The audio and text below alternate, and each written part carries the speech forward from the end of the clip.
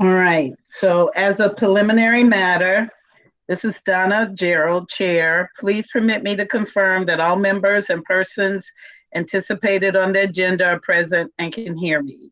Members, when I call your name, please respond in the affirmative. Beth Casavant, Present.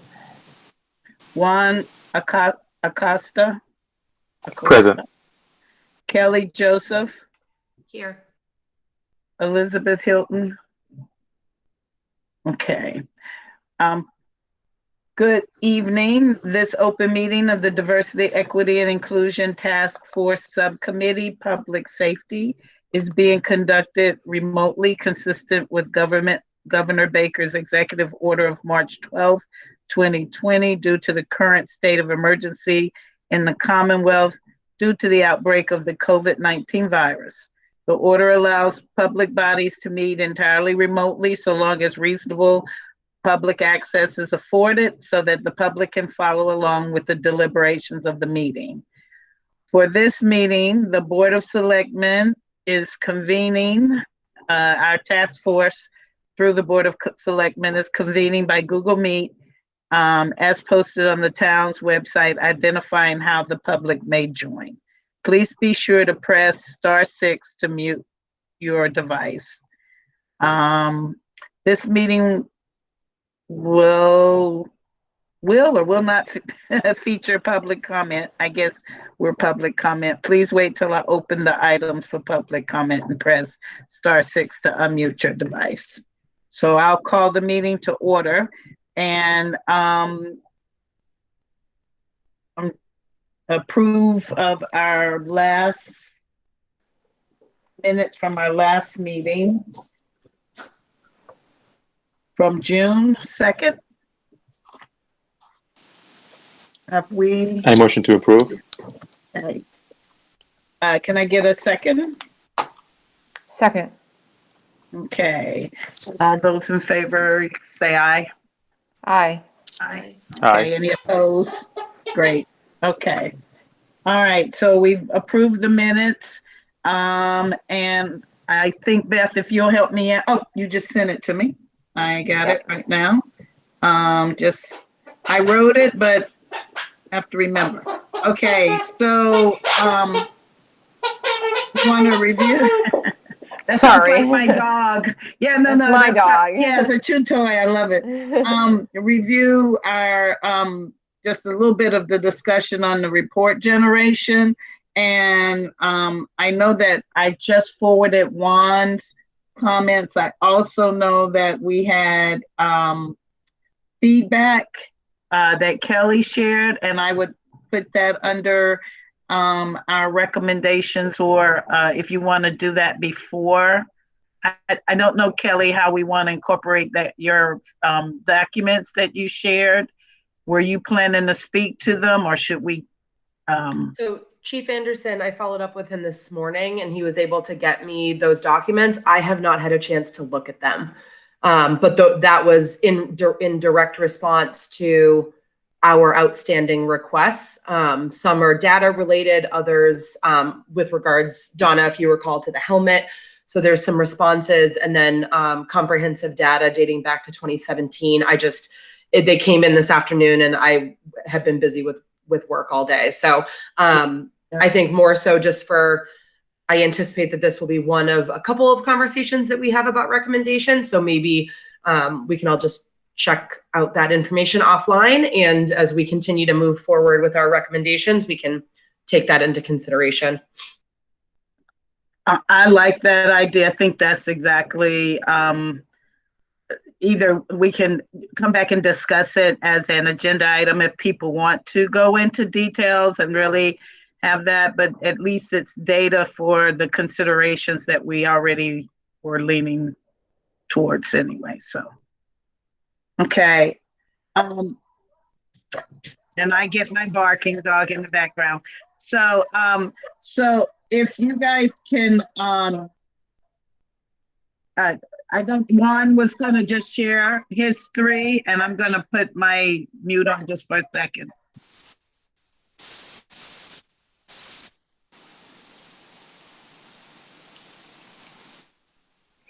We lost you there.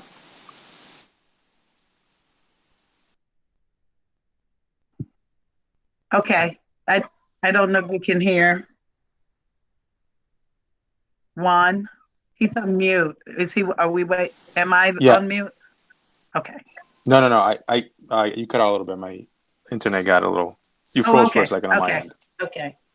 Oh, so you want? Go ahead. I'll share my my recommendations. Yes. I actually did 4, so I'll just go in order how I prioritized it on my end. Of course, we're gonna have a discussion how we prioritize as a group, whatever our recommendations we put together. But at the top of my list is end the civil service in Shrewsbury, which of course would take away the option of having police officers having to go to the testing to the state and having to pull out of a pool list put together by the Civil Service Commission.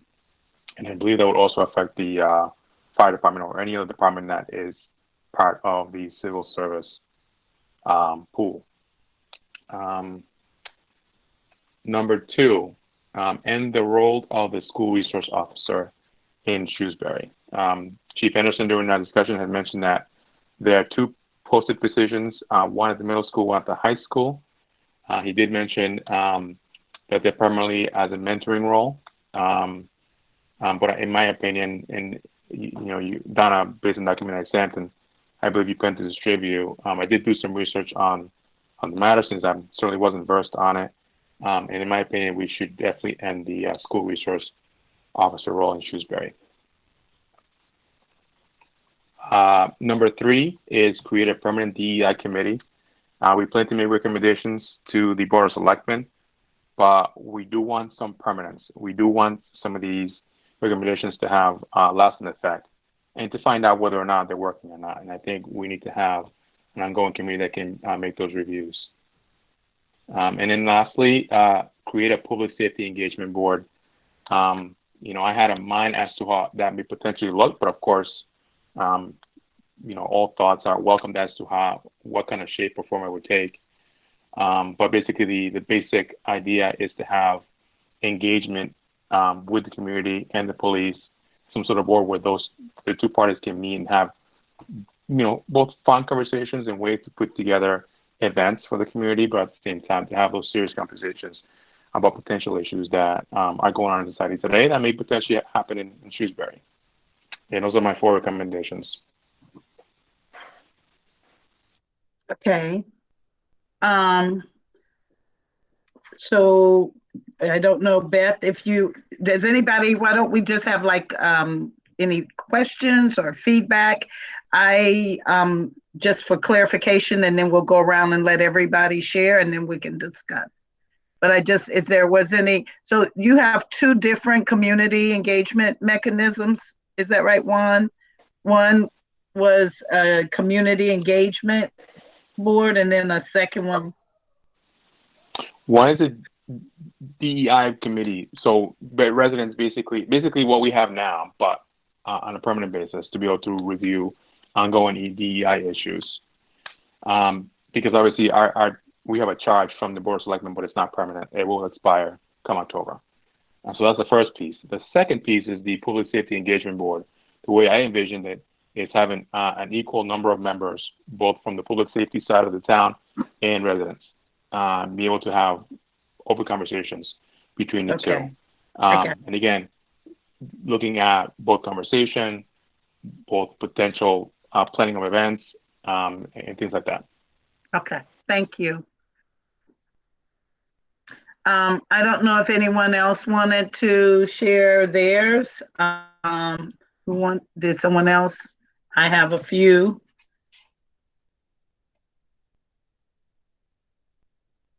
But does anybody else have any that they wrote down? No. So I also agreed the hiring to diversify the police force itself. And I included adding social workers and non-enforcement kind of positions. I also agreed with a public oversight mechanism of some sort to engage with the police, both on complaints as well as specific to diversity, equity, and inclusion. So someone who could review data that was presented, give community input, be a conduit to the community. And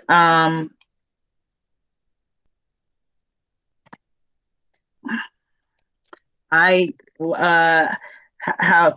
wanted to encourage the police force to be more proactive in their communication around diversity, equity, and inclusion. So have a public communication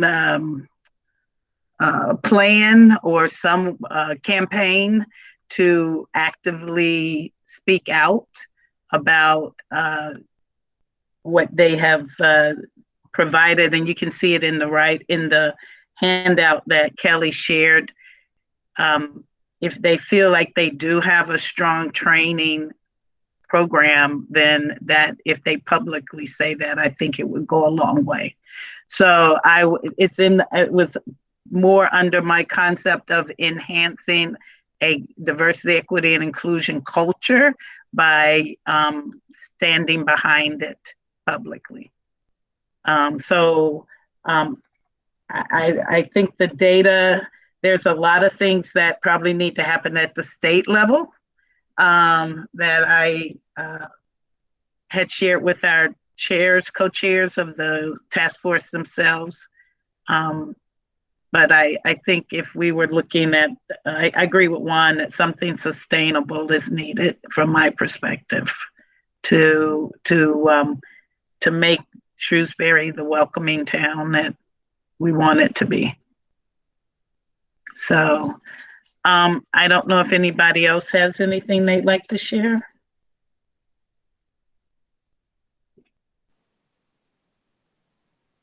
Donna, I would agree with everything that's been stated so far. I had civil service at the top of my priority list. I just think that everything hinges on that because we'll never see diversity in the police or fire so long as we're under civil service. Or we may see some, but it wouldn't be anything more than maybe one or two employees. The other is to add social workers, which I think that's already in the works. I don't want to, I think it has to be in there, but I'm afraid of I can't think of a better way to say wasting one of our recommendations on something that I know is already on the radar screen and being worked toward. I really like the way that Juan said public safety engagement board. It's very non-threatening.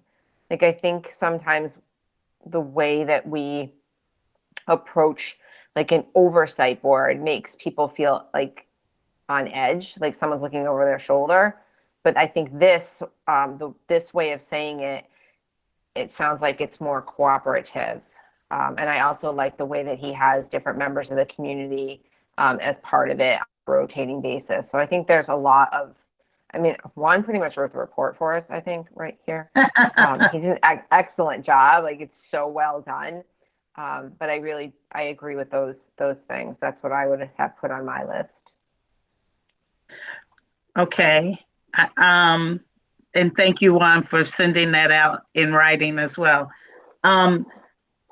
So Kelly, I don't know if you want to add anything yet. Like you said, we'll be doing more building on this, but if I were to say that, we know at least these are the ones, is there anything that you wouldn't add, shall we say, or that you would say, let's take off or reconsider?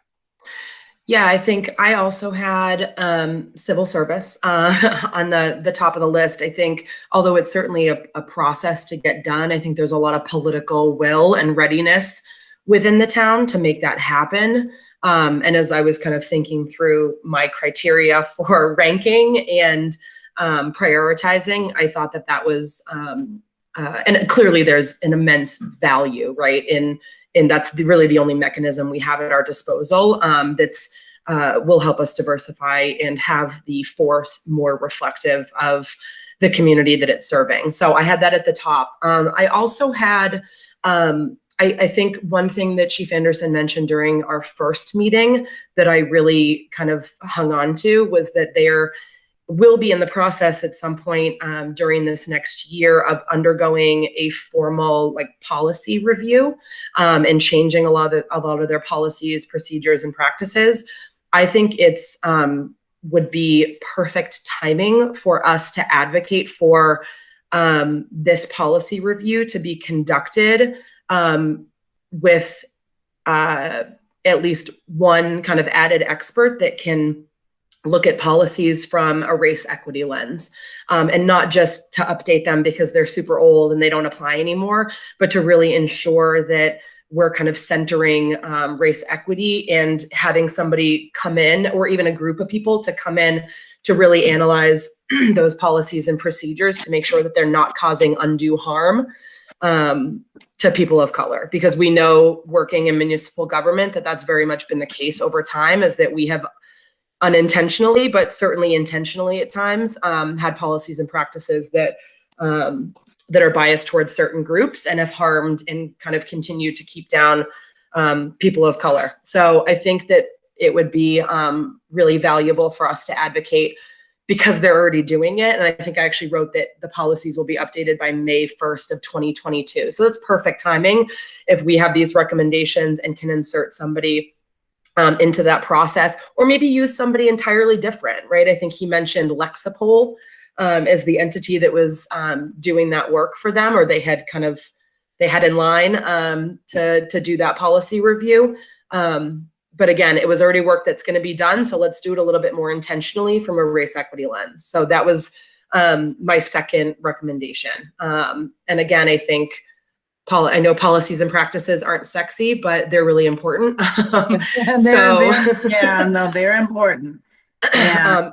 Because that's essentially what guides the, culture is kind of sub-separate, but that's what guides the actions of actors working within an entity or a department. So I think it's worth revisiting that. And I didn't draw up fancy language like Juan did. I just kind of put it in bullets so I can, when we get to that step of kind of writing the rationale, I can certainly tackle that one if folks are on board with moving forward with that recommendation. I also had agreed, and I didn't really know what language to use. And again, I anticipate that every single one of our subcommittees will have this as a recommendation, but it is some sort of formal entity that is living within our local government that is responsible, whether it's a Human Relations Commission or it is a DEI committee, but some sort of sustainable entity that is responsible for the ongoing kind of analysis, oversight, evaluation of DEI issues in the community. So I also had that. And again, I didn't have any specific language around what that should be called or what it should look like, but I think that there's going to be a lot of energy from the larger task force about having a sustainable committee to continue to do this work. And there's a lot of things that I think we don't have answers to and need further exploration. And I think like a civilian review board, or what Juan said, I don't have his document up in front of us. I think engagement board. Engagement, yeah. So although I think that sounds lovely, I think for me that has a very different intention than a civilian review board. For me, a civilian review board, there's a lot of different types and there's different, but I think what distinguishes that for me is it's a body that is appointed and it has real power over investigation. And although I hear what Beth is saying, I think it'll go a long way with transparency and trust with the police department and the public if we did have a civilian commission or a review board or advisory committee or something that put a little bit more transparency and trust into the hands of the public. So what I didn't know is whether or not that's a recommendation or that becomes kind of guidance for hopefully what is a longer standing committee that's doing this work. Because again, I think there's lots of different types of civilian review or civilian advisory boards or committees or commissions. And I don't think we have enough information right now to make a hard recommendation on what that looks like. But I think it's worth further exploration. And then the only other thought that I had was with regards to one of the recommendations that Juan had, and maybe this is something we can talk through a little bit. Unlike ending civil service, where I think that it's a fairly low-hanging fruit. It's and again, as I mentioned, I think there's political will and there's some community readiness to get that done. I don't think we have that when it comes to SROs. And I feel very strongly that we should not have police officers in our school. And I also feel that there are many, many people in the community that vehemently disagree with me. And so I don't know if we have enough data right now or enough anecdotal information or qualitative. I don't know if we have enough to make that recommendation. And I've seen this conversation play out in the community that I work in. And it is a very hard sell. And so, again, as we're talking through prioritization and what we think, I didn't have a chance to read what Juan had compiled. So maybe there is some strong rationale in there that I hadn't been aware of yet. But that's my one concern about SROs is I feel that they have no place in the schools. Police officers should not be in schools. However, I don't know if we have enough information locally to back that up. And we certainly, I think, do not have the support of the community to get that done. So I just wanted to add that. So again, I fully agree with the recommendation, and I want to make sure that whatever we recommend, that we have something really strong to back it up, because there is going to be kind of a level of scrutiny or pushback, or, you know, I don't know what that process will look like, but I think I would love to talk a little bit more about that one.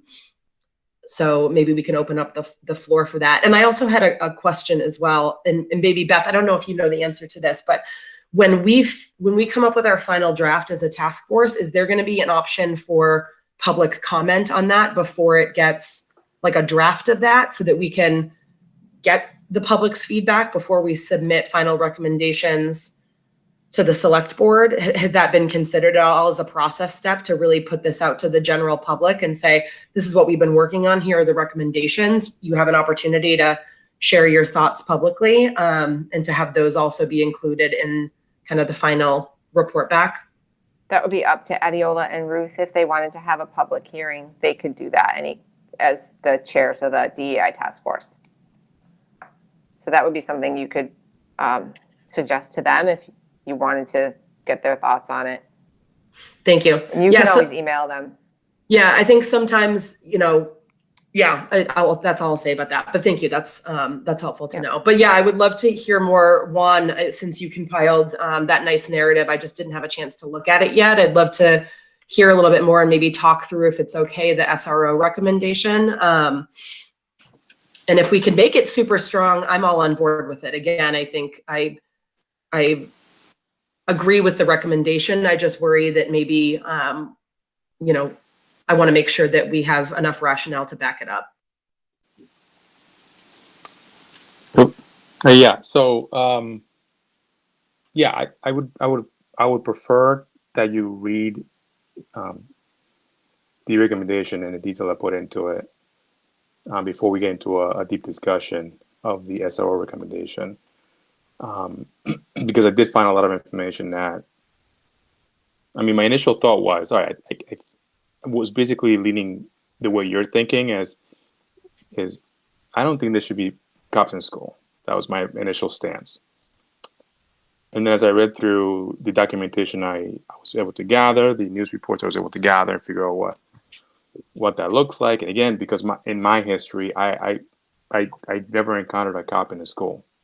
And I basically went to high school in the inner city. So I don't know what that looks like in the school setting. So I initially, you know, from from my experience, I thought, well, I was trying to get a gauge on whether or not that's something I wanted to recommend. And when I asked the Chief Anderson the question about the SRO program, I mean, the sense I got from his answer, he seemed supportive of it, although that's not the question I asked. And he described, clearly he described the job the way I found documentation states it. It's just two focuses. The two primary focuses of SROs is enforcement and mentoring. But it turns out there's a third, which I found through the documentation I located, which is teaching. Some SROs in some school systems actually are in front of students and actually teach. But as I read through the documentation, there were some studies in the that I read through, and I come to the realization that, yeah, I'm certainly concerned.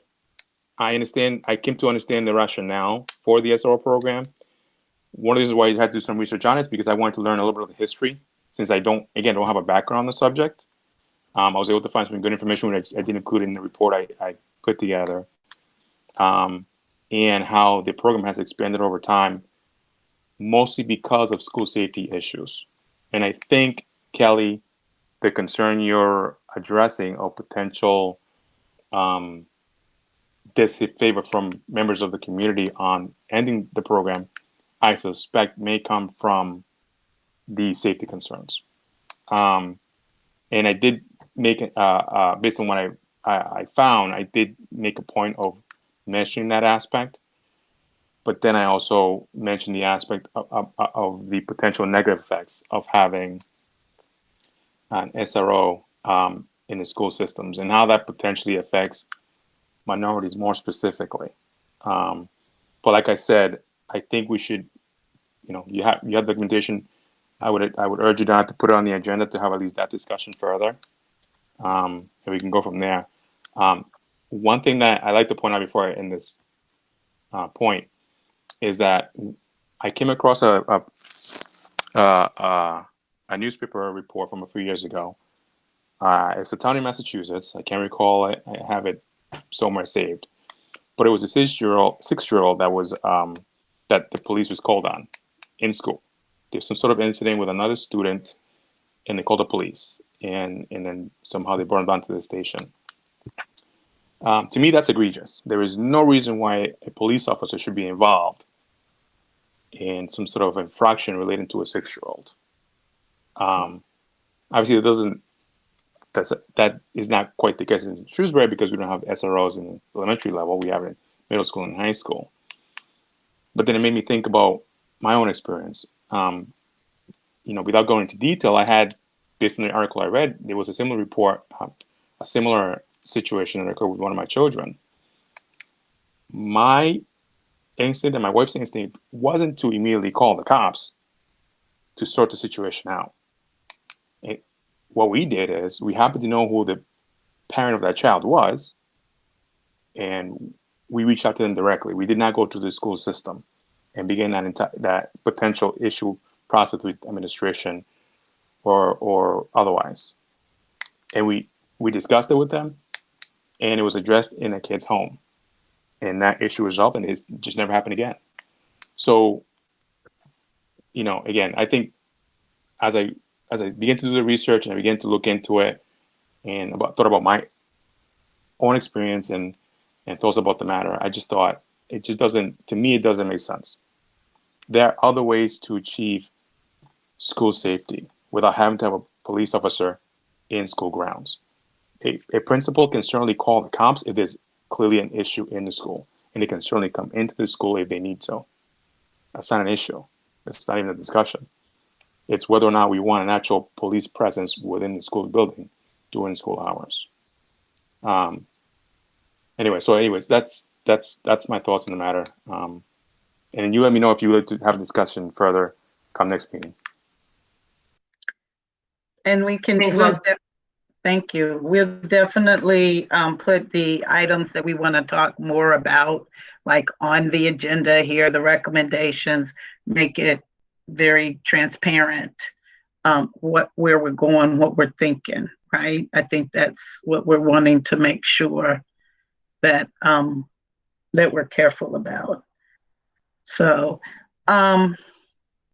did you have any other? I want to be respectful of all your questions, Kelly. So, did you feel like you got all of your comments made? And yeah, as far as recommendations, I think it's clear that there's a lot of alignment from us. I think that we have a lot of the same kind of top recommendations, and I'd love to, obviously we'll have to circle back with Elizabeth to see if she had any other thoughts. But yeah, I think the ones that we've identified today, I'm certainly on board with all of them. I think just in general, I think data is very, again, not knowing, having a chance to look at everything that Chief Anderson sent along. I think data is one thing that is lacking, but I don't think that that's unique to Shrewsbury necessarily. I think that there's, to your point earlier, Donna, I think that the state's new law is creating some better systems for that. And so I didn't have a data specific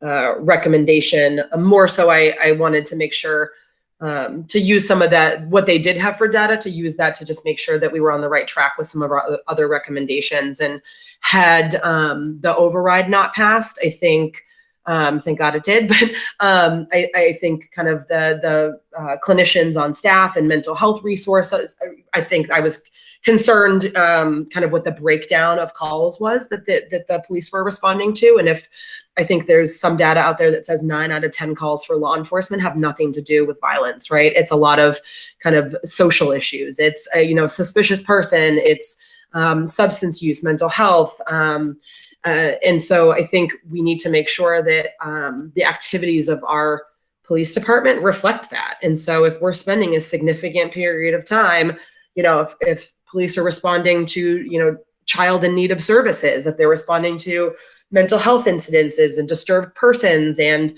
then we need to scale back on patrol and really beef up some of the other staffing that can support those needs, because a cop doesn't need to show up to the scene of a disturbed person, right? Unless there's an imminent threat of violence. To Juan's point, there's other ways to achieve public safety that do not always have to rely on somebody with a gun.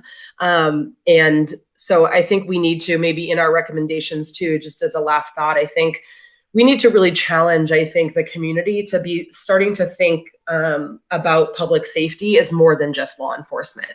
There are a lot of things that we could be doing more, better, different, that would support safety and wellness in our community, that I think police are a last line of defense for situations like this. And so I think I just globally really feel that we need to expand our lens of what public safety looks like. Public safety is, stable housing. Public safety is, access to healthcare, right? These are all things that support public safety in the long run.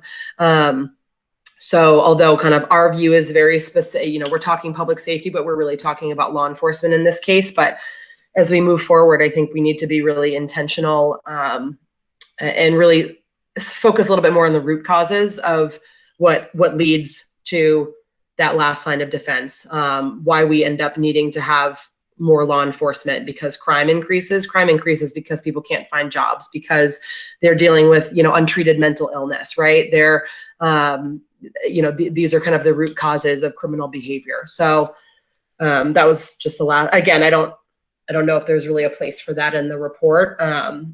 But I'm really hopeful that whatever sustainable committee or commission is advocated for and hopefully approved, that they have a budget, that they have some power and authority, that they're not just kind of a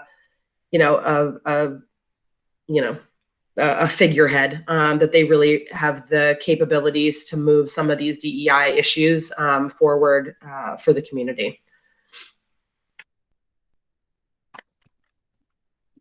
You said something that it just so resonates with me. And I remember when I first came on this committee, and on the task force itself, and I remember sharing, when the pandemic had first happened, that I saw a woman on 20 walking that clearly had a rough night, and looked like she was bleeding. And the closer I turned around on 20 and went back to see if she was okay. And the closer I got to her, I realized that, she had stitches.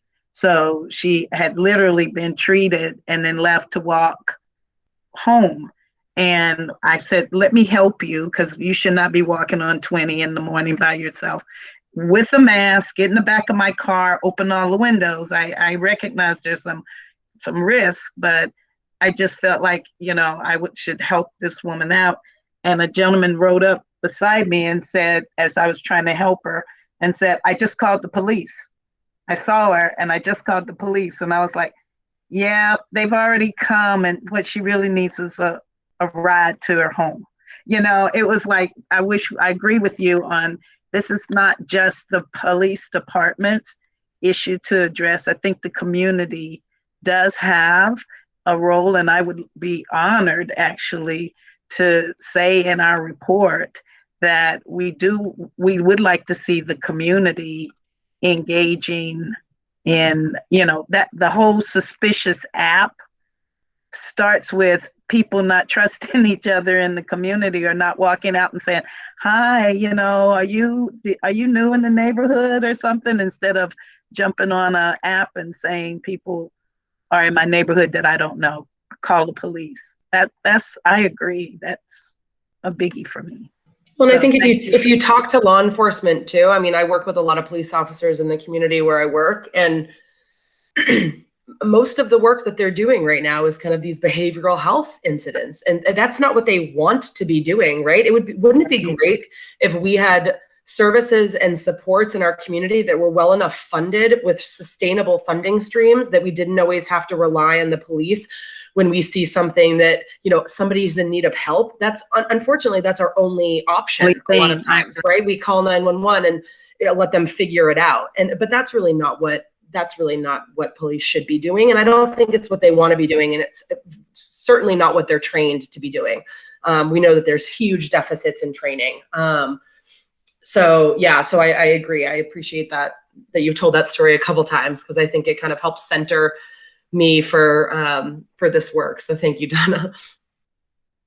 Yeah, I mean, when you can make it real, like a place, it could happen to you kind of thing, what would you do? So I guess it's one of those what would you do kind of segments that we hear about on TV. So I think just looking at the how the conversation has gone and trying to stay true to our agenda, we have shared our recommendations, and there is a lot of overlap. I think there might be a few that we want to discuss a little bit further. There was, several types of entities, boards, overview, engagement, whatever it is. We need to sort out what those recommendations are going to look like. What is the purpose, right, of these entities, so that we know why we're asking for it and we know what success looks like. I think we all recognize, diversity starts with changing the hiring mechanism, which is the civil service exam. So that sounds, and like you said, going beyond that. And Beth, you said that we do have those roles in the budget. I think asking reinforces that they need to be, there, listen to, monitor data about how they're being used, so that we know that we're maximizing their presence, and changing things will be worthwhile. We did talk about the some sort of sustained diversity, equity, inclusion entity in the town, and I think we all agree with that. That's not specific to public safety, but we'll put it in the report as maybe at the beginning, that we think for, a lot of this needs to have ongoing resourcing. So maybe Ruth and Adiola can add that to the beginning. Oh, sorry, Kelly. Yes. Using the hand. I should use the hand. She said no. No, I was agreeing. I was saying keep going. I did the hand so that I wouldn't forget. So finish your thought, please. No, I was just saying, like, I'm wondering if when they set up the report, they're going to have like an introduction or a summary. Like, I would think that that would be something, the DEI being a standing committee of some sort, that every single subcommittee is going to say the same thing. And Yeah. maybe we make a note to have that included in either the introduction or the summary. So yeah, so a formal, I love what you said about the policy review and the timing. And if I'm going down the agenda a little bit to talk about the priority criteria. And as you can see, we're probably beginning that process before others. And so we talked about short-term and long-term as a recommended approach, having, say, a box of short-term things to do now, long-term things to start to build to do. And I wonder, the policy review sounds like a perfect short-term thing because the timing is right there. So when we summarize everything in the minutes, I think the next step would be to kind of, in your own minds, define that priority by short-term and long-term. Short-term meaning, let's get started on these. They could probably get a quick win early. And then long-term, equally important, but may take a little bit more resourcing and timing.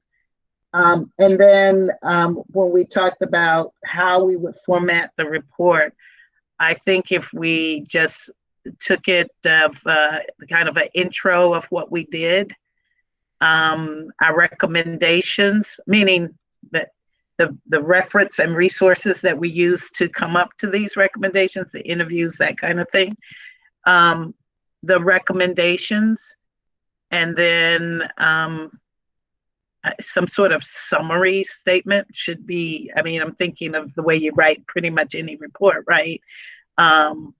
Is that simple and acceptable in you guys' eyes? Because we're going to make this up. So if you have a report that you think is fabulous and we ought to follow it, I'm open to that. If you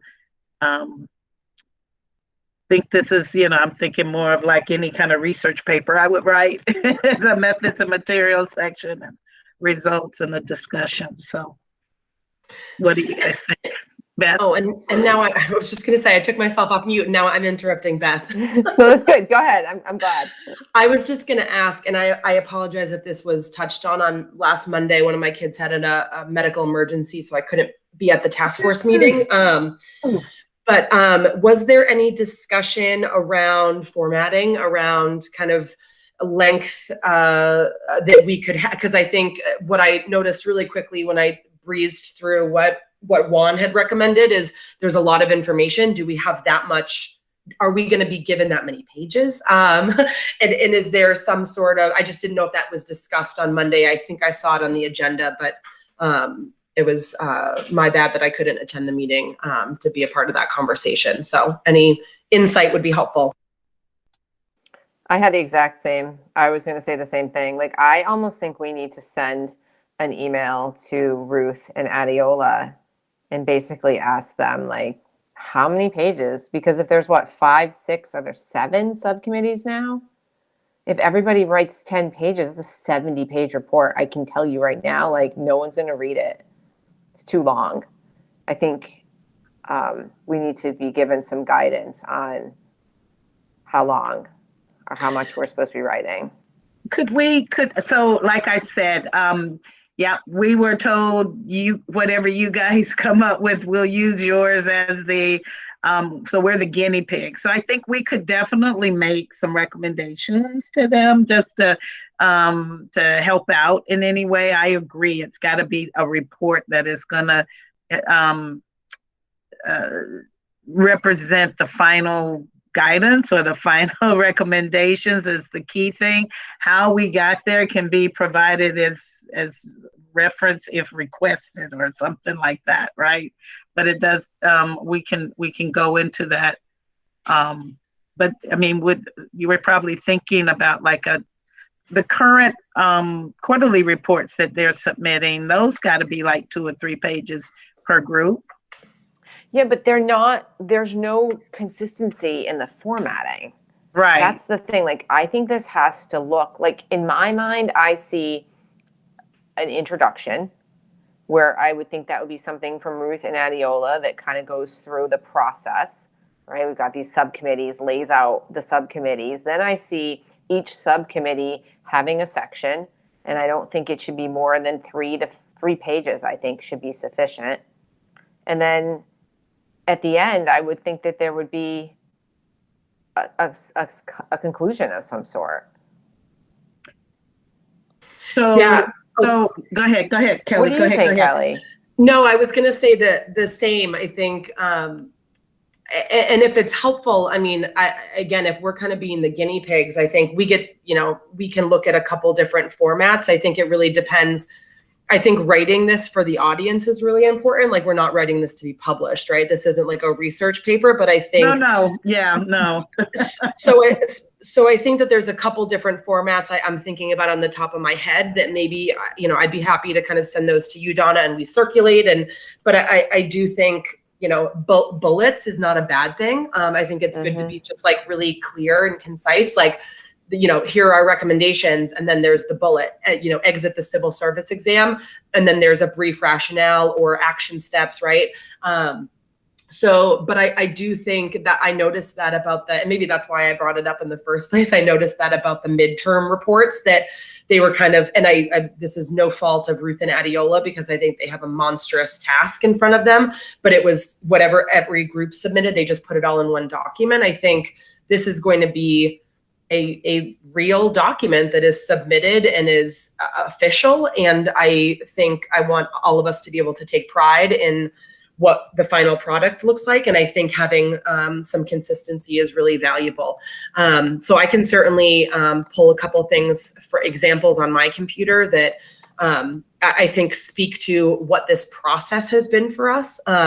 Because for me, this is very much an assessment process that we are gathering information. We are, meeting with different people. We're learning about specific topics, and then we're generating recommendations based on those findings. And so I don't think that this is a very kind of typical kind of public health format for reporting. And so I have some just kind of on my computer at the ready that I could circulate but I also don't want to step on Ruth and Adiola's toes. But if that was the direction they gave you, Donna, that that's what they said. So let's do this.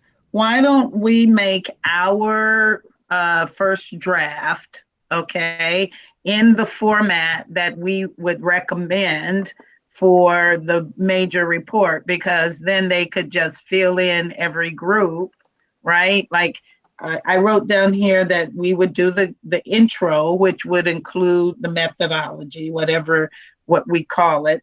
And then there would be a subcommittee section. That was what Beth said.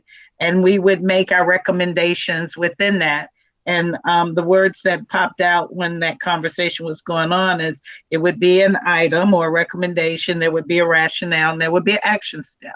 So if we did, recommendation 1, rationale, action step, recommendation 2, rationale, action step, and then summarized it, then I think that's a proposal, and they can see how it looks. It seems to be you're bringing your expertise to the table with having pulled these together. So I would propose that we consider that. Beth, you have something? Yeah. So the last time the town had a committee this large, it was the Fiscal Study Committee. And I just was looking on my computer at their 2 reports.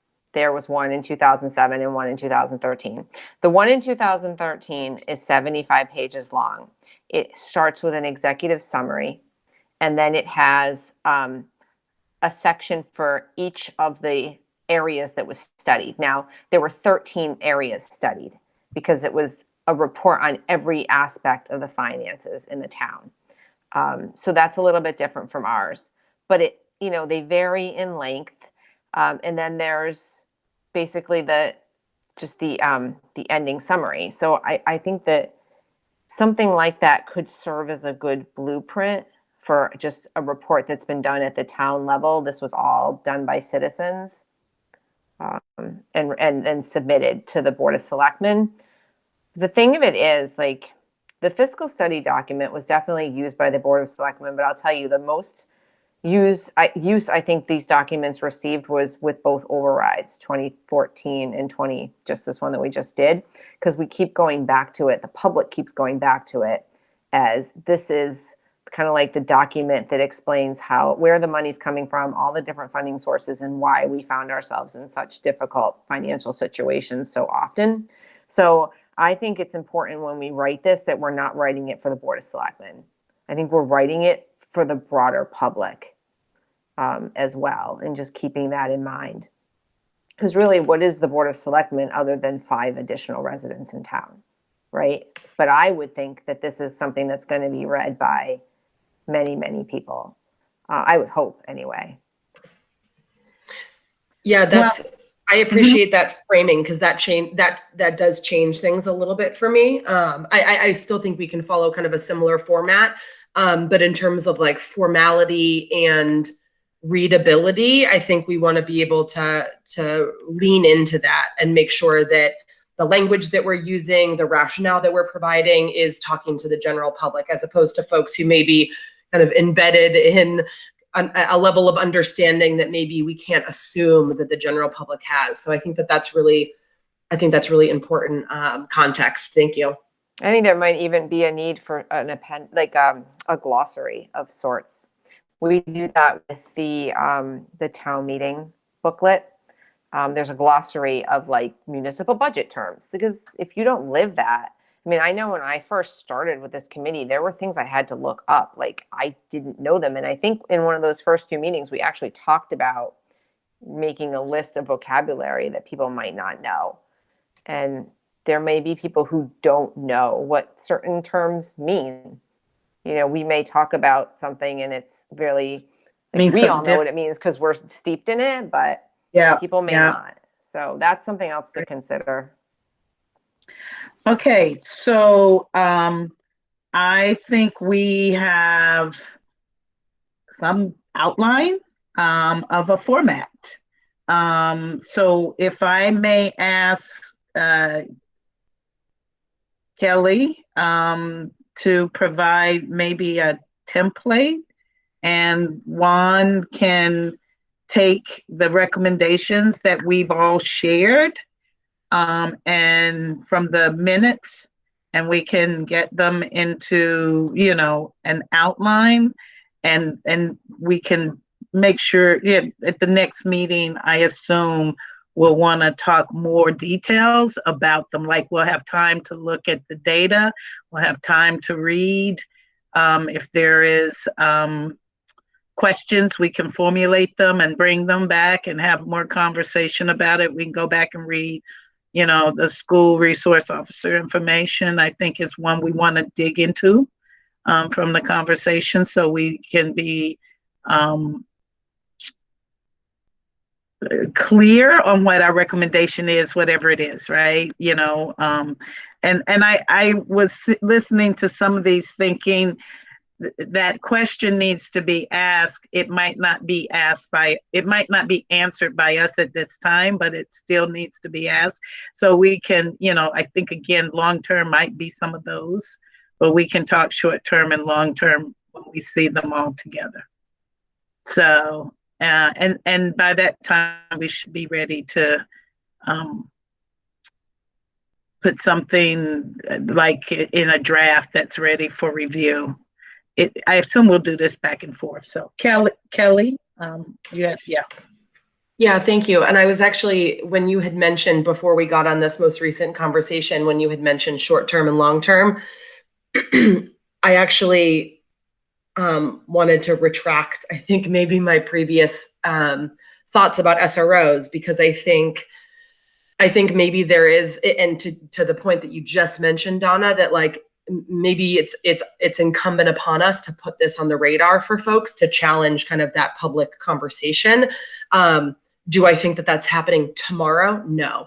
Do I think that it probably requires further exploration? Yes. But does that mean that it shouldn't be a recommendation? No. I actually, you know, if there is some group consensus, I appreciate you I appreciate you putting pen to paper on that one, because I think it can still be a recommendation, even if our recommendation is acknowledging that this is maybe a long-term action item, and maybe it's not as clear as here's the recommendation and here's your action step to implement, right? That maybe it's our recommendation is a reconsideration of the role of SROs, if at all, within the public school system, for all of the reasons that you detailed, Juan. So I still think that all of this is maybe worth some conversation as we move forward, just to make sure that we're really clear about kind of the rationale behind all of the recommendations. But I just wanted to kind of circle back on my, I'm backpedaling a little bit, but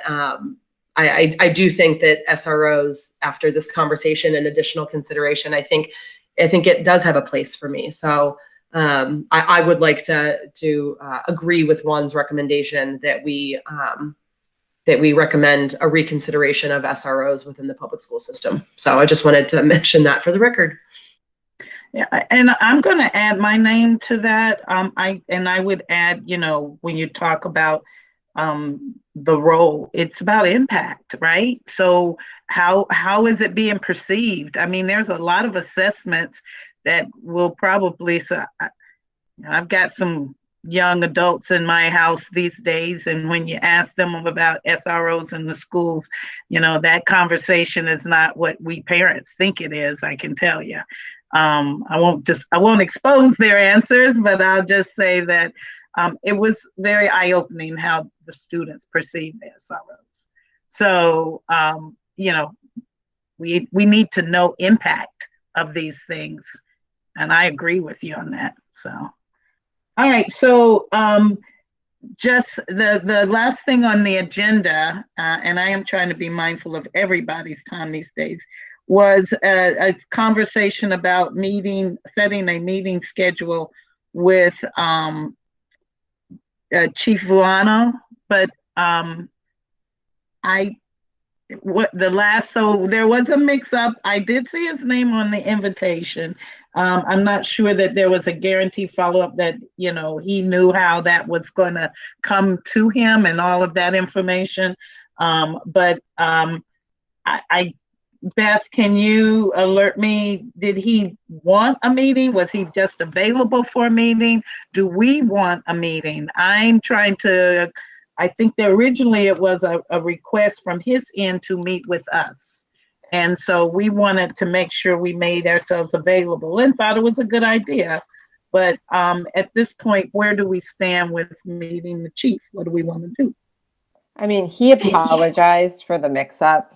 He just said that he didn't ever get confirmation. I don't know what ended up happening there. I think it's up to us, really, if we want to. I mean, at this point, unless the governor extends this open meeting law stuff, it's going to have to be an in-person. So, I mean, I don't know. We have a lot of work to do right now. What do you guys? Go ahead. But are we really public safety subcommittee if we only talk to the police? I don't know. What do you guys think?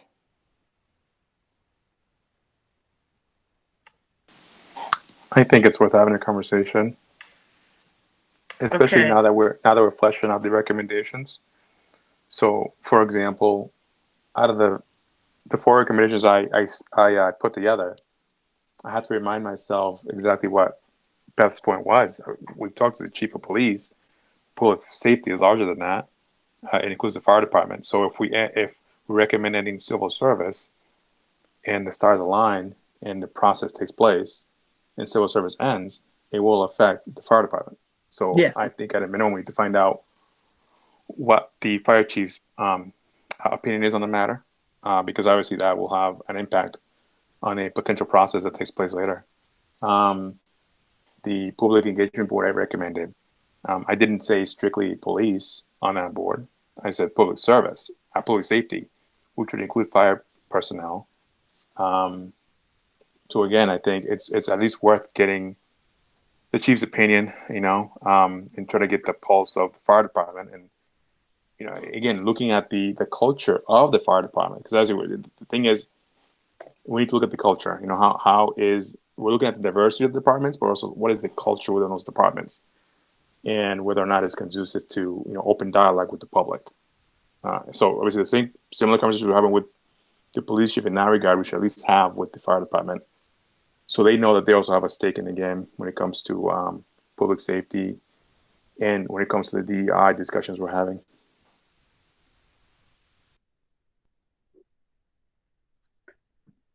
Yeah. Okay. Did anyone else want to comment? I don't see any reason why it doesn't make sense to meet with him. So if he's interested in meeting with us, then I'm happy to attend a meeting if we schedule one. Okay. So what I will do then is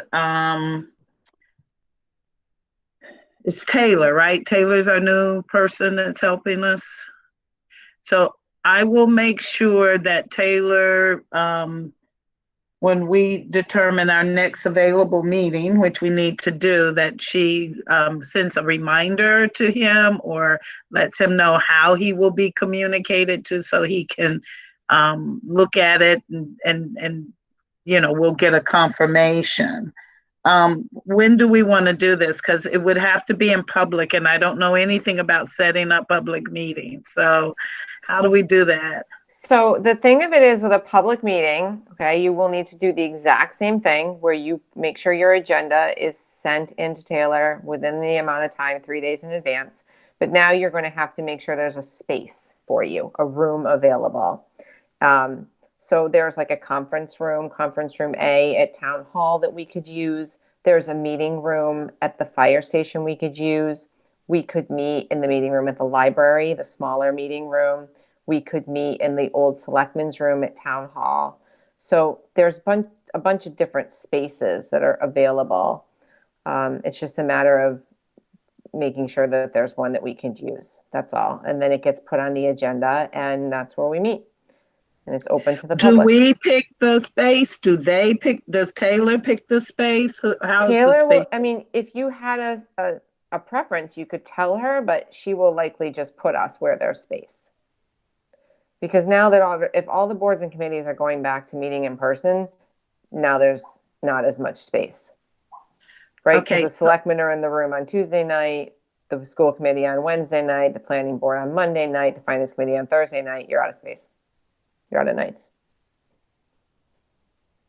All right, so I'll send her our names as the planned attendees. And so does that change our meeting time, guys? Because 7:30 was so very accommodating people's work-life challenges. Do we still get to a location by 7:30? Is that going to make a rush? I'm thinking of Kelly and Elizabeth particularly. Is there a day of the week that'll, if you were out of the house versus home? I mean, I know.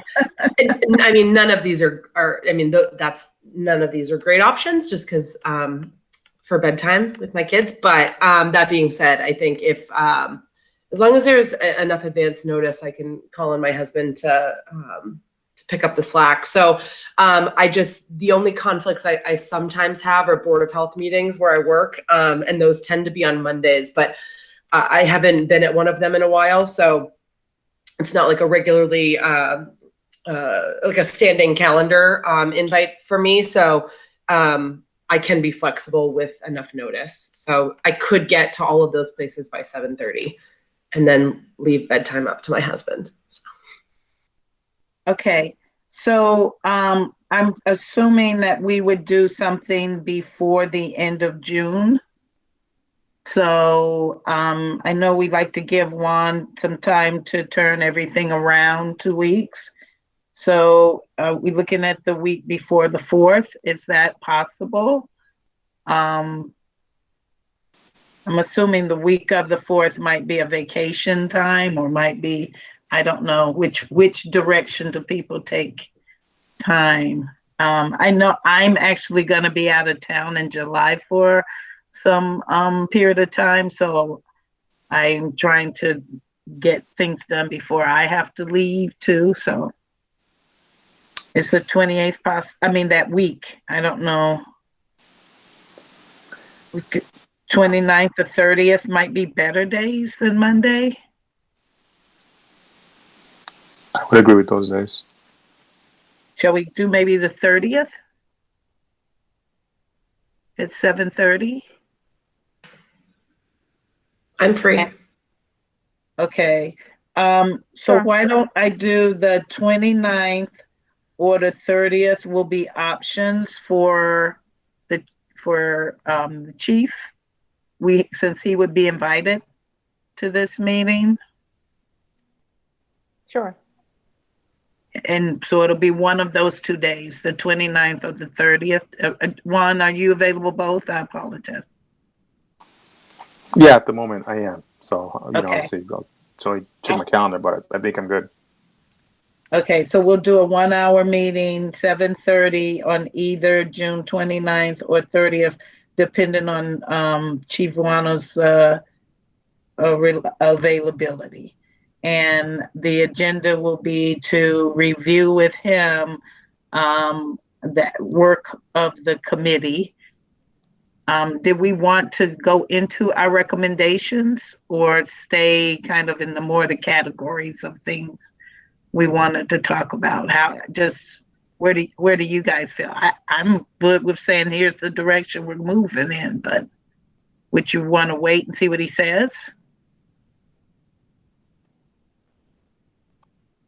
I don't think he's going to be surprised that we're discussing civil service.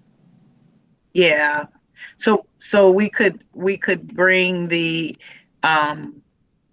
minutes. We'll have those summarized, and then we'll speak from what's laid out in our minutes as far as the recommendations that we're moving towards, and just get his comments on those. So we want to like you mentioned culture, right? Juan mentioned culture, and when we went into that with the chief, we went into, and what about this example, and what about that example, and we had a lot more details.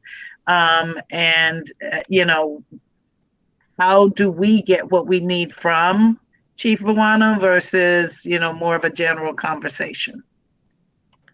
I mean, correct me if I'm wrong, but I feel like that the kind of data that we're looking for isn't necessarily data that you're going to get from a fire perspective, right? Because basically people call the fire department when there's a fire and they go and put the fire out and then they leave. Like, there's not usually the same sort of interaction that we're seeing from police. So I think what our primary focus here may not be like how to improve the culture or how to improve the relationship with the community. I think what we're looking for is how to diversify and add more diversity to the fire staff. Is that the focus here? That's one. There might be others. That's what I was trying to, yeah. So Chief Wona asked for this meeting, right? I think because he's involved in his professional organizations with DEI work. So I would ask him. He might have some questions for yeah, us. I would organize the agenda, Donna, the same way that we did with Chief Anderson. Let him share and present, and whether it's what he's working on, what he sees as kind of the responsibility of the fire department to be engaged in DEI issues, what he sees as the challenges. I would kind of put it on him to kind of share and present and open up a discussion. Like, let's hear from him. I think that that's a really good task for us at this meeting. And then if he has some directed questions around what some of our recommendations or where we're leaning, I think we can certainly share those. But yeah, I think, and that's exactly, I think, how we approach things with Chief Anderson, is he kind of shared that report, his the 5-year plan with us, and although I think we certainly had more questions and more than we would for a fire chief, I think it's worth kind of organizing the meeting the same way and providing that same opportunity. And the fact that he requested the meeting, I think, is a great thing. I would love to hear kind of what he thinks the role of fire as public safety and first responders are in this type of kind of community facing role and what their responsibility is to address DEI issues in the community, or to be a part of. Yeah, I think that would be a great option. Okay. Because I was thinking, we wouldn't ask him for data per se, right? That kind of thing. I don't even think they have it. Okay. Yeah. Well, we might want to look. I guess we would want to have it so we could at least review it as we put our recommendations together. But here's the thing, can you explain to me though, how does the data from the fire department, I don't understand how that, they come to my house and they put out the fire, they're not gonna, how does it matter what the what the race is of someone?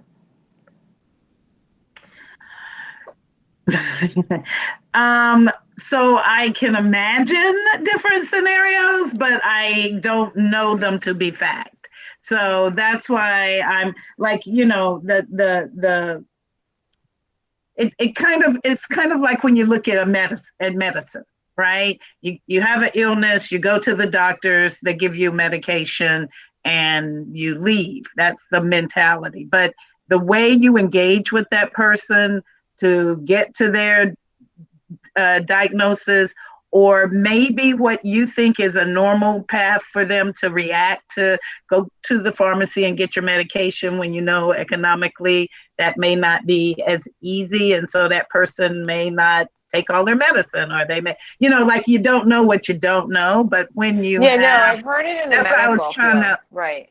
Yeah, so when I'm looking at this, I'm like, I can imagine that there could be a feeling maybe that the reaction pace of reacting to a fire, or are there implicit ideas about the person when you go to react to their home or their whatever that might feed into that speaks to culture. I mean, I don't know enough about the fire departments and their data. The data, it's not as public as what stimulated our conversations around public safety, right? No, I appreciate that. No, because I've heard it with police. Like, I hear that on the news, right, with police. And I hear it on the news with medical, like you're saying, like doctors will make assumptions based on someone's race, that they aren't taking care of their health, or they have high blood pressure, like those kinds of things. But I don't hear it about the fire, and that's why I asked. So I appreciate you explaining it. Yeah, so I'm like, you think about even like EMTs and public safety and all of that at car accidents and all that kind of thing. And just, what is the mindset that people are working from when they're in those kind of high stress mindsets? And does race play into any of that conversation in any way? Interesting. Yeah. And then you talk about things like bystanders. If they see something that doesn't really look good, do they feel empowered to speak up, or do they not speak up? I mean, the only thought I had is, I think the only thought I had along those lines, Donna, is I think what you're hoping to get at, I don't know if quantitative data would get us to that point. So I agree with you. It wouldn't be quantitative. Yeah, exactly. Yeah. So I think, because I think that that's a really interesting, and I do substance use prevention work in the community where I work. And so this is a very, very real issue, right? Is that when there's a call for a person who's overdosed, fire, police, and EMS all respond to the scene. And there's been anecdotal cases over many years that when they know it's an overdose, they don't drive as fast, right? Or they don't show up very quickly. And clearly that's a different kind of scenario. We're talking about a stigmatized condition, health condition, as opposed to, a race or gender type bias. But I just don't, I'm trying to think of, like, is there data that would help us understand? Is there data that he could produce that would help us kind of understand? And I think the answer is no. But to your point around kind of stories from people, like, what is the perception of the community about, of the fire department? I think in general, my gut tells me that it's a much better perception than it is than police departments. That's just having done this work in other communities where fire is more often looked as like a neutral party. But again, I think they also find themselves, to Beth's point, much less in any situation where bias would come into play. So maybe that's something we can give some thought to, and maybe he can tell us too, like, is there any... I was going to say, if he's doing this work in his professional associations, that would be a great question for us to ask him, is to, we understand that you're doing some work. Tell us about that, and what are your groups seeing as opportunities to address inequities? Because they do inspections. They do a lot of things besides just, like getting the permits and all that kind of stuff might be areas of opportunity too. Juan? Yeah, so I wanted to address the question as well. Beth, I agree. Obviously the fire department focuses mostly on fires. On occasion, they do home inspections when it comes to carbon monoxide and fire and smoke detectors and all that. But doing my research related to the civil service and dealing with the potential of the Civil Service Commission, I came across an article about a Brookline firefighter that who happened to be Black in a majority white town, and who happened to find himself in a situation where he was dealing with a racial insult that was given by his supervisor. It actually ended up being recorded on his phone, and then that created mental anguish on his end to the point where he could not work. And the town found him to be unfit for work.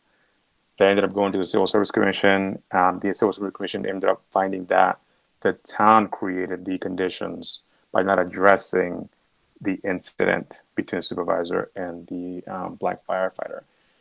And in turn, Brookline just kept on fighting the case all the way to where a judge agreed with the commission, costing them a whole lot of money. So although the general public wasn't involved in that situation, it created monetary damages, reputational damage to the town, and just created a whole hoopla with the fire department that honestly could have been prevented.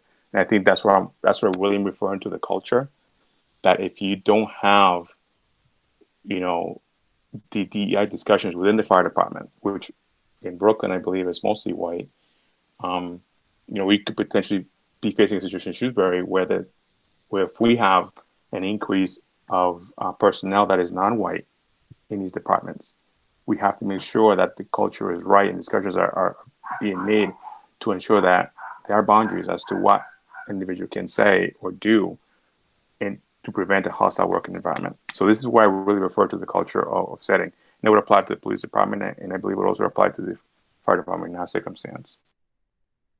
That was a really good explanation. Thank you. It was a good example. Kelly?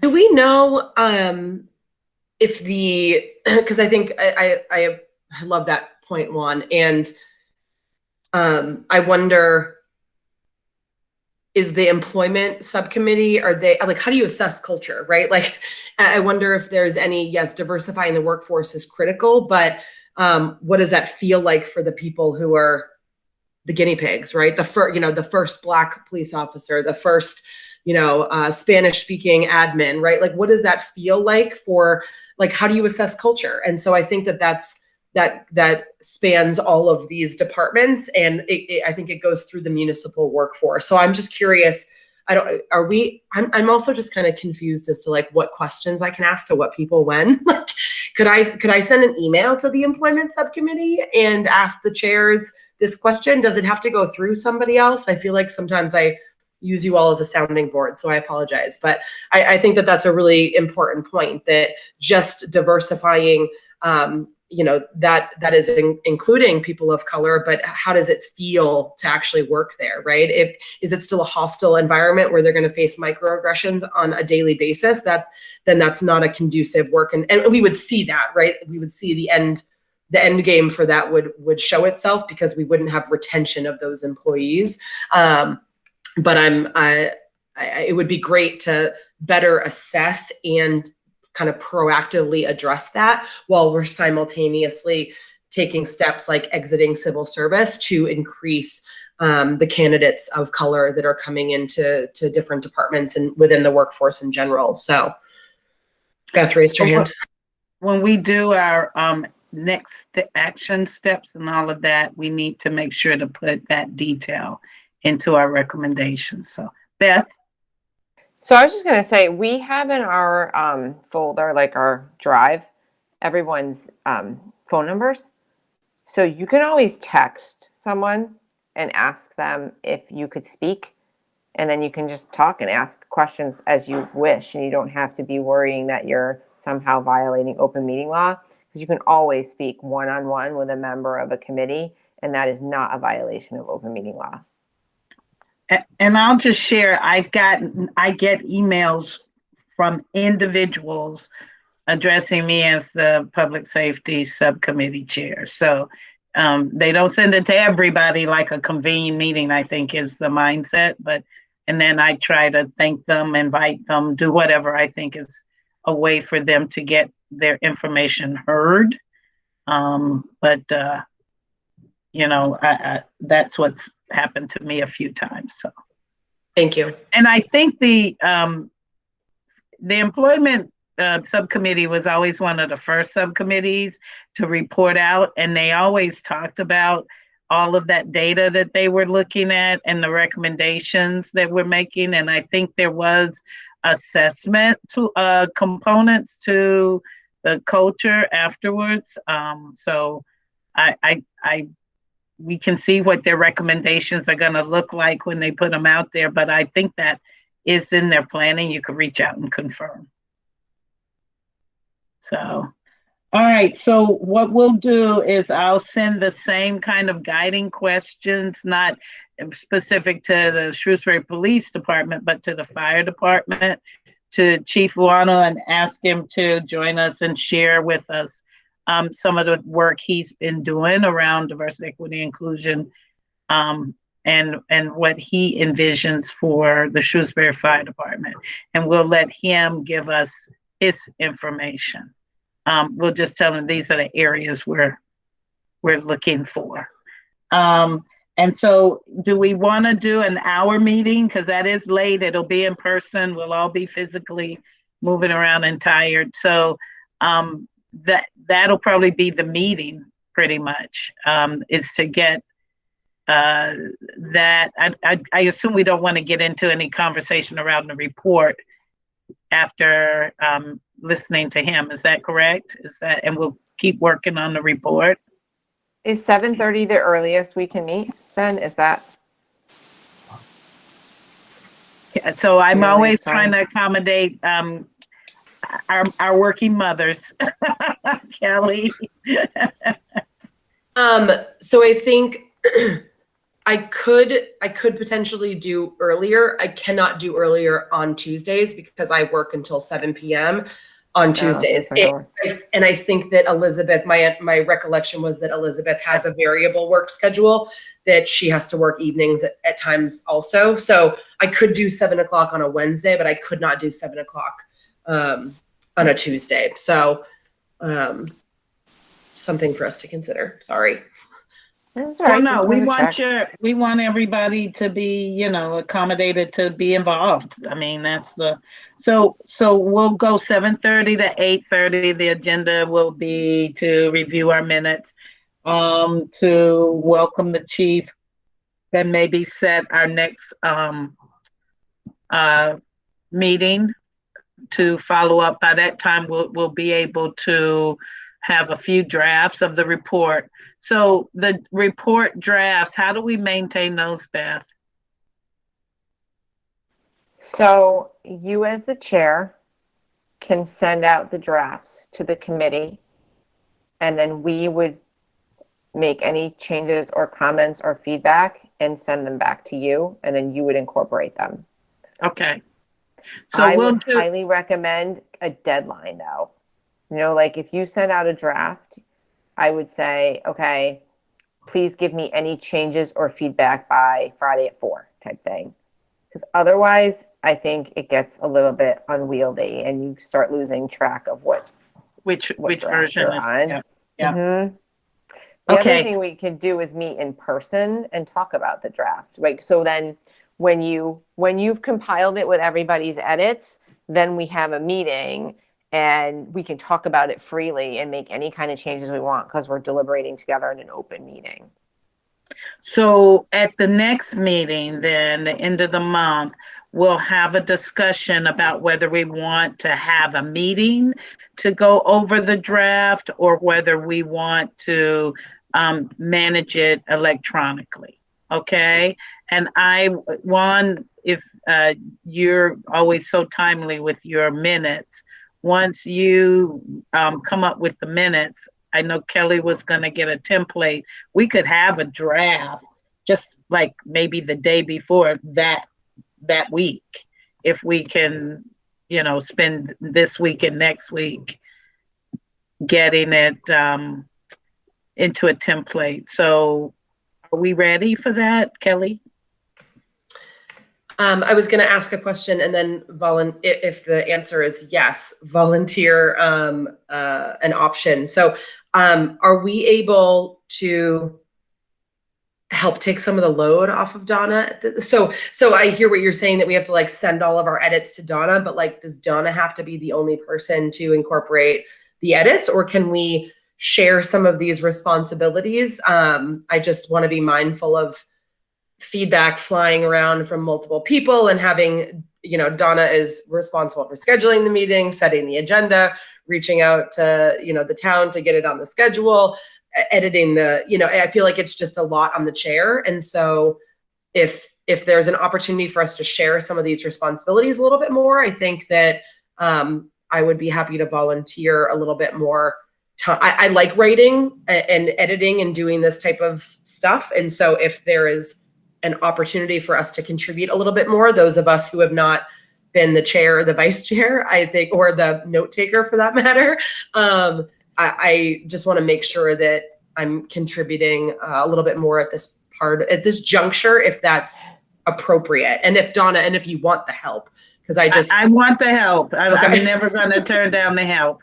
It just has to go through one person. It doesn't have to be Donna. If you're the point person, then it has to go. Everything would have to go to you. It's just, there's no other way to share it within open meeting law unless we just all sit in a room together and work.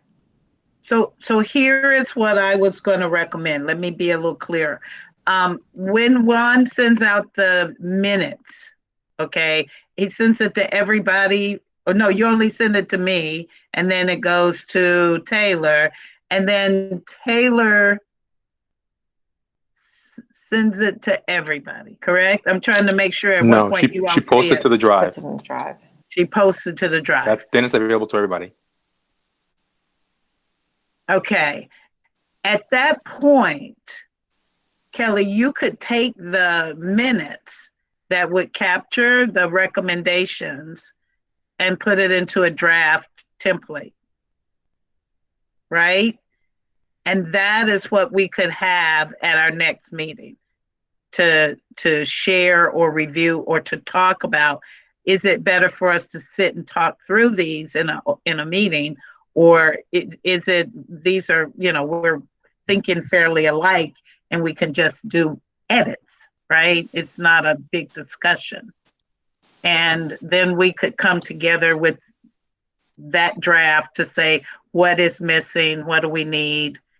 By that time, I'm assuming the other committees will be doing the same thing. We're starting to do the same thing. So I'm all for your help. By the way, I appreciate it. Would you be comfortable taking the minutes and putting the recommendations? One, I assume in the minutes you'll be capturing those.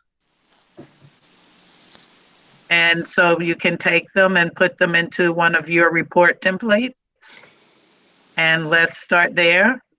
And I know it's going to be a draft and there'll be gaps, but we can start. Yeah, I can certainly do that. What I can also do, Donna, is once the minutes are done, I typically send it. I would send it to Taylor, copy to you, because you're the chair. But I can Yeah. also email Kelly individually and send her a draft because Taylor may take a few days to post it.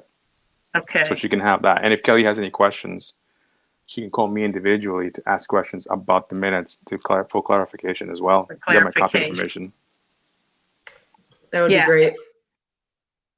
Okay. So, and again, this is great because it'll be a draft that we'll be filling in. So we're not trying to put a lot of work on you for content yet, right? We just want to get it into a draft to discussion. And then at the meeting that we have after Chief Wano, we can talk about how do we want to manage moving forward, because we might have more information per our conversation with him, right? That we do want to meet and talk a little bit more about adding to that report. So, all right, guys. So thank you. So much. I think we have addressed all of our agenda items. You guys stayed in there for extra half an hour, so I'll take a motion to adjourn. So moved. All right, second. Second. All in favor, say Aye. aye. Aye. Unanimous. This meeting is adjourned. Thanks, Thank you, everybody. guys. Good night. Bye. Good night. Thank you. Bye-bye. Good night.